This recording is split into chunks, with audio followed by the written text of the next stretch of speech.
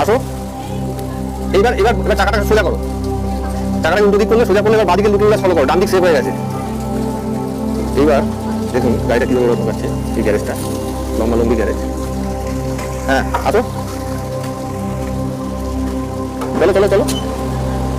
এই দেখো এইবার তুমি এই ডান দিকে লুকিং গ্লাসটা টোটাল বের করে দাও, বন্ধ করো। বাদিকে লুকিং গ্লাস দেখে নিয়েছো তো, সেভ আছে। চলো আস্তে আস্তে, চলো চলো চলো, দিয়ে যাবে আস্তে আস্তে আস্তে আস্তে, ব্যাস ব্যাস। হ্যাঁ এবার তুমি একটু বাদিকে সরাও, গাড়িটাকে আস্তে আস্তে বাদিকে সরাবে, সরাও সরাও সরাও। এবার বাদিকে লুকিং গ্লাসটা ফলো করো, দেখো যে গাড়িটা, হ্যাঁ ওর না, আরো বাদিকে যাও, বাদিকে যাও, চাকা সোজা করে আস্তে আস্তে বাদিকে যাও। সেভ হয়ে গেছে, এবার চাকাটাকে সোজা করো, চাকাটাকে সোজা করো করে এইবার তুমি আস্তে আস্তে এগাও। এই কোনাটা দেখতে পাচ্ছ, লেফট টার্নিং পয়েন্টটা দেখো, ওটা যে পেছন চাকাটা প্যারালাল হবে এই হলো, ব্যাস। এবার দাঁড়াও, দাঁড়িয়ে এবার চাকাটাকে এরকম ডান দিকে বাদিকে কাটাবে। হ্যাঁ চলো।